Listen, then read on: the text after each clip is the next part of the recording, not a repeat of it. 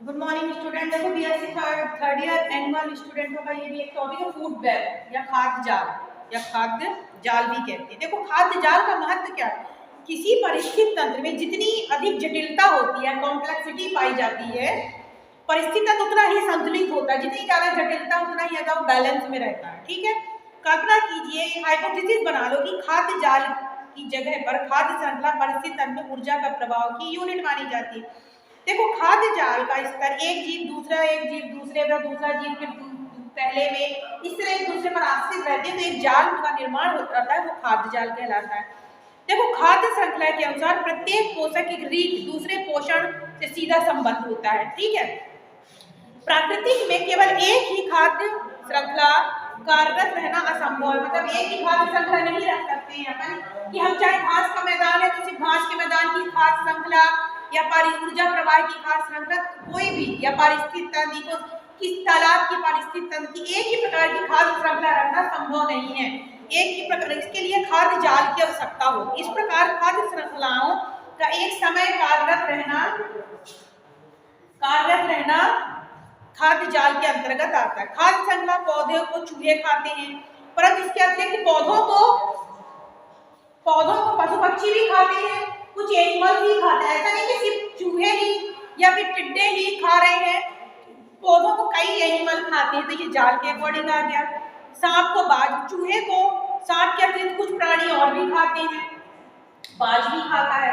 जरूरी नहीं है कि सिर्फ सांप ही चूहे को खाएगा, तो ये जाल के अकॉर्डिंग आता है ना। इसी प्रकार आप देखो कि उदाहरण है घास के मैदान का परिस्थिति तंत्र में खाद्य जाल, ग्रास लैंड या घास का मैदान का खाद्य जाल बता रही है। क्या घास के मैदान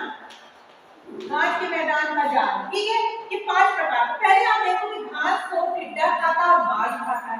अब देखते जाना, अभी घास को टिड्डा भी खाया, बाज भी, छिपकली भी खाया और बाज भी खाया। एक और आ गया, अब एक घास को देखो चूहा भी खा रहा है और बाज भी खा रहा है। घास के जो बीज वगैरह होते हैं है ना, फिर घास को चूहे, सांप और बाज खा रहे हैं। अब देख रहे हो कि एक जाल टाइप का बन रहा है, बिकॉज आप देखोगे वैकल्पिक पथ बना लिया कि खाद्य जाल की स्थिरता बनाए रखने के लिए बहुत उपयोगी होता है। खरगोशों की क्या संख्या किसी क्षेत्र में कम हो जाती है तो उल्लू भूखे मर जाते हैं। किसी चीज की कमी होने में जो जीव उसके ऊपर आश्रित है वो क्या भूख के कारण मर सकता है। तो जो खाद्य जाल जो होता है उसके अकॉर्डिंग क्या एक बैलेंस बना हुआ होता है कि उल्लू, ऐसी अवस्था में उल्लू खरगोश जो है, उल्लू और खरगोश के स्थान पर चूहे को खाने लगेगा। ठीक है, खरगोश के मूल मात्र तो एक जाल बन जाता है। जैसे बाज है, बाज सांप को भी खाता है, छिपकली को भी खाता है, ग्रासहोपर को भी खा लेगा, ठीक है, और क्या माउस को भी खा लेगा। तो एक जो खाद्य जाल जो होता है इसके द्वारा क्या होता है, पारिस्थितिकी में एक बैलेंस बना रहता है। ठीक है, तो यदि हम पारिस्थितिकी में बैलेंस बनाकर रखना चाहते हैं तो खाद्य जाल का जानना जरूरी है। तो ये घास के खाद्य श्रृंखला जो मैंने बताया, तो आपको इसमें समझ में आ रहा हो कि घास सभी जगह है। घास तो ये नहीं कि सिर्फ एक जीव खा रहा, घास को टिड्डा भी खा रहा, बाज, छिपकली से लेकर चूहे। तो ये जो चैन बनाई है मैंने, तो इससे ये समझ में आ रहा है कि जाल के रूप में रूपांतरित हो गई है। ठीक है, तो डिकम्पोजर जो होते हैं सभी जो होते हैं भटक के होंगे जो इसमें रूप में काम करेंगे। ठीक है, जो डिकम्पोजर जो होता है इन सब के नष्ट होने के बाद उनको क्या करेगा, कवक जीवाणु जो होते हैं उनको अपघटित करेगा, सड़ाने गलाने का काम करता है। तो देखो खाद्य जाल जो होती है संयुक्त पथ को जाल कहते हैं। खाद्य श्रृंखला के जो कंपाउंड जो पथ जो होता है, एक लाइन जो होती है उसको कहते हैं। ठीक है, इसमें ऊर्जा का प्रवाह अनियमित होता है क्योंकि खाद्य जाल में ऊर्जा का एक सीक्वेंस में नहीं होती है, अनियमित रूप से होती है।